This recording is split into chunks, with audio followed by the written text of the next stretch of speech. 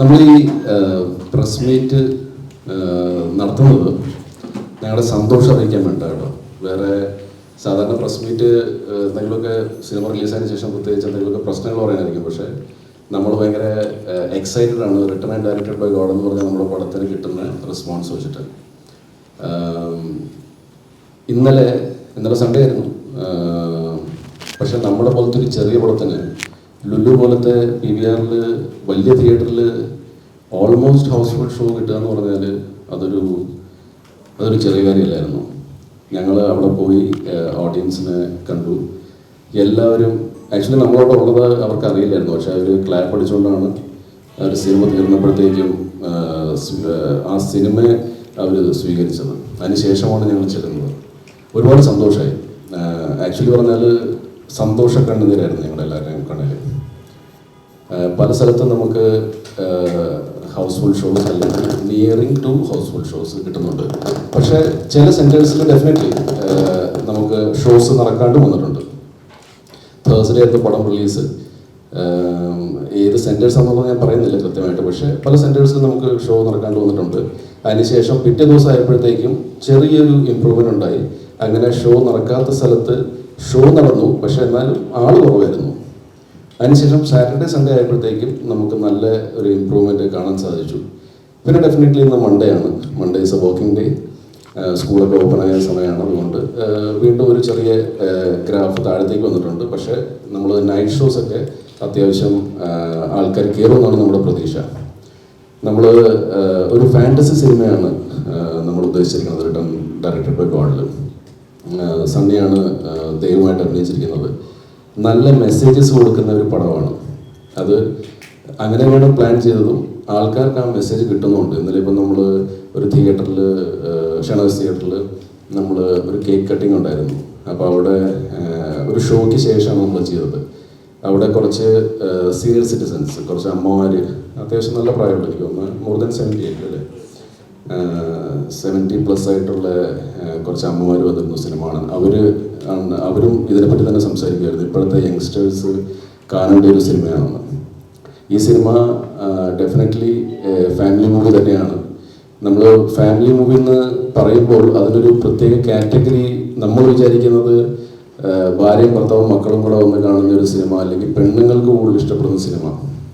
പക്ഷേ family movie എന്ന് നമ്മൾ ഉദ്ദേശിക്കുന്നത് ആർക്കും ആരുടെയും കൂടെ കാണാൻ പറ്റിയൊരു സിനിമ. സർട്ടിഫിക്കറ്റ് യു ആണ്. ഒരു രീതിയിലുള്ള നമ്മൾ കൊച്ചുങ്ങൾക്ക് കാണാൻ പറ്റാത്ത കാര്യങ്ങളോ അങ്ങനത്തെ ഒന്നും നമ്മൾ സിനിമയിൽ കാണിച്ചിട്ടില്ല. അതിൻ്റെ ഒപ്പം തന്നെ നമ്മൾ ഒരു നല്ല മെസ്സേജാണ് എല്ലാവർക്കും കൊടുക്കുന്നത്. എൻ്റെ മോളായിട്ട് അഭിനയിച്ച കുട്ടി ഒരുപാട് നല്ല പെർഫോമൻസ് ആയിരുന്നു ക്ലൈമാക്സിലെന്ന് പലരും പറഞ്ഞു. ആ കുട്ടിയുടെ ക്ലൈമാക്സ് കാണാൻ വേണ്ടി വീണ്ടും ഞങ്ങൾ ഈ സിനിമ കാണുമെന്ന് പറഞ്ഞു. അല്ലെങ്കിൽ നമ്മുടെ ക്ലൈമാക്സ് സീൻ കാണാൻ വേണ്ടിയിട്ട് വീണ്ടും ഈ സിനിമ കാണുമെന്ന് പറഞ്ഞു. അതൊക്കെ ഒരുപാട് ഊർജം തരുന്നതാണ് നമുക്ക്. എൻ്റെ കൂടെയുള്ളത് സംവിധായകൻ ഫെബി ജോർജ്, പ്രൊഡ്യൂസേഴ്സായ സനൂപും പിന്നെ തോമസുമാണ്. ബാക്കി കാര്യങ്ങൾ ഇവർ പറയും. വളരെ സന്തോഷമുണ്ട് ഈ ഒരു മൂവിയുടെ ഭാഗമാണ് കഴിഞ്ഞതിൽ. എൻ്റെ ഫസ്റ്റത്തെ മൂവി തണ്ണീർമത്തനങ്ങളാണ്. അത് അത്യാവശ്യം നല്ല രീതിയിൽ ഓടിയായിരുന്നു. എനിക്ക് നല്ല റെസ്പോൺസൊക്കെ പ്രേക്ഷകരിൽ നിന്ന് കിട്ടിയിട്ടുണ്ട്. അതിനുശേഷം ഞാൻ കുറച്ച് മൂവീസൊക്കെ ചെയ്തിട്ടുണ്ട്. പക്ഷേ തണ്ണീർമത്തനങ്ങൾക്ക് ശേഷം എനിക്ക് ഇത്രയും റെസ്പോൺസ് കിട്ടുന്നത് ഈ ഒരു മൂവിയിലെ ക്യാരക്ടറിൽ നിന്നാണ്. ഒരുപാട് പേര് വിളിച്ച് നന്നായിട്ടുണ്ട്, ഇഷ്ടപ്പെട്ടു എന്നൊക്കെ പറയുന്നുണ്ട്. സോ ഞാൻ അതിൽ ഭയങ്കര ഹാപ്പിയാണ്.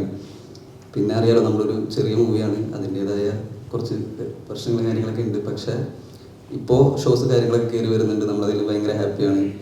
നമ്മൾ തിയേറ്റർ വിസിറ്റിന് പോകുമ്പോൾ അവരിൽ നിന്ന് കിട്ടുന്ന റെസ്പോൺസ്, അവരുടെ അഭിപ്രായങ്ങളൊക്കെ ഭയങ്കര സന്തോഷം തരുന്ന കാര്യമാണ്. സോ പബ്ലിസിറ്റി വലിയൊരു കാര്യമാണെന്നായിരിക്കും ഇങ്ങനത്തെ ഒരു ചെറിയ മൂവിയിൽ.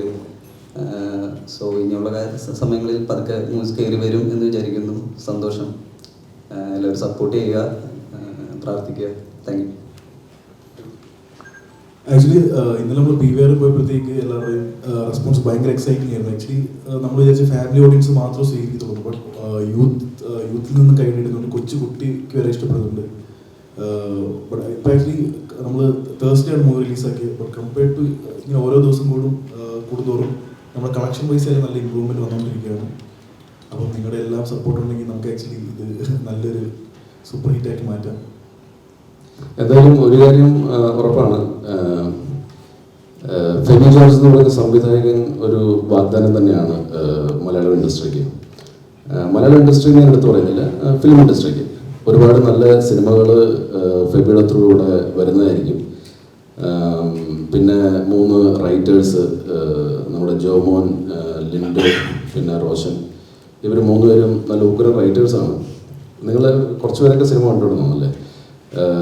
സിനിമ കണ്ടു കഴിഞ്ഞാൽ മനസ്സിലാവും, ഒരു സ്റ്റഫുള്ള ആൾക്കാരുടെ അങ്ങനത്തെ ഒരു ടീമാണ് ഈ സിനിമ ചെയ്തിരിക്കുന്നത്.